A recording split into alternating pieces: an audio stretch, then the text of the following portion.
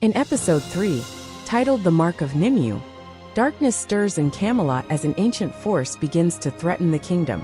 This time, the danger comes not in the form of a knight or a rival prince, but from the depths of the magical world itself, a world that Merlin is still only beginning to understand. The episode opens with a strange and sinister figure, a sorceress named Nimue. She's powerful, skilled in the dark arts, and harbors a deep hatred for Camelot, especially King Uther, who has persecuted magic users like her for years.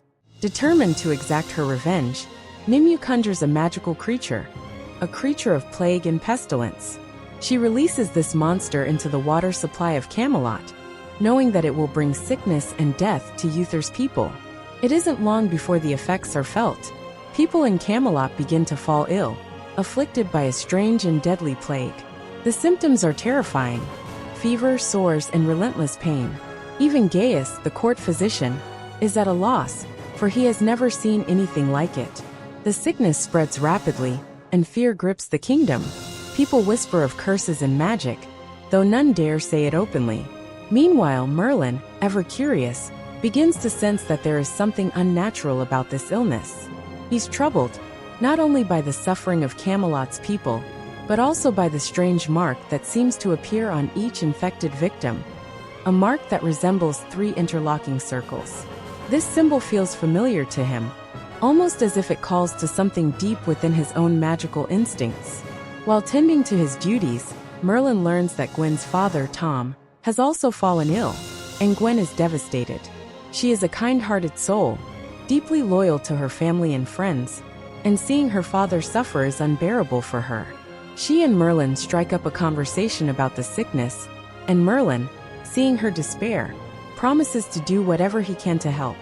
Driven by a sense of urgency, Merlin confides in Gaius, who confirms his suspicions. The mark on the victims is indeed magical in nature. It is the Mark of Nimue, a symbol associated with dark sorcery. Gaius explains that Nimue is a powerful sorceress who once wielded great influence in Camelot, but she turned to the dark arts and was banished by Uther. Now, it seems she has returned with a vengeance, willing to do anything to make the kingdom suffer. As the plague continues to spread, Uther becomes increasingly paranoid. With no cure in sight, and the people growing restless, he decides to take drastic action. Uther blames the sickness on magic, convinced that a sorcerer is behind it. He orders his guards to search for anyone practicing magic within Camelot's walls. And his suspicions quickly fall on an unlikely target, Gwen. She is arrested after one of her belongings is found near an afflicted victim, though she is completely innocent. Merlin is horrified when he learns that Gwen has been accused of sorcery and imprisoned. He knows that if something isn't done soon, she could face execution. His mind races as he tries to think of a way to clear her name and stop the plague at its source. Gaius urges him to be cautious, reminding him that using magic in Camelot is forbidden, but Merlin cannot stand by while his friend suffers. He realizes that to save Gwen, he must confront Nimue's dark magic head-on. Determined, Merlin sneaks out of Camelot that night, guided by a strange intuition and the sense that he's being led toward the source of the curse. Deep in the woods, near a remote cave, Merlin finally encounters the creature that Nimue unleashed upon Camelot. It is hideous, a monstrous serpent-like being, its skin glistening with a sickly glow, and its eyes burning with malevolence.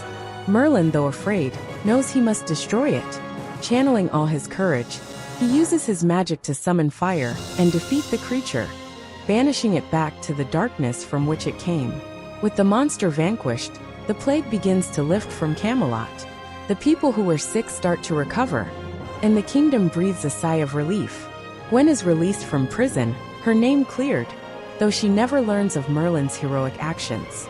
To her, he is simply a friend who never stopped believing in her innocence. In the quiet aftermath, Merlin reflects on the events with Gaius. He feels the weight of what he's done, knowing that he has once again used magic in a place where it is forbidden. Yet Gaius reassures him, reminding him that his powers are a gift, something meant to be used for good. As Merlin listens, he realizes that he has taken another step toward understanding his destiny. And yet there is still much he does not know. The episode closes with a glimpse of Nimue, watching from afar, her eyes filled with fury and determination.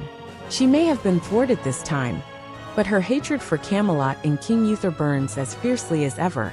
She vows that she will have her revenge, and Merlin senses that her dark presence will not be gone for long.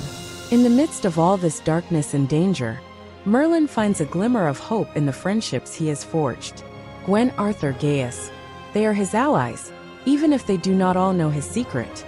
And though Camelot remains a perilous place for one with his powers, he is ready to face whatever challenges lie ahead, for he knows that his destiny is calling him forward.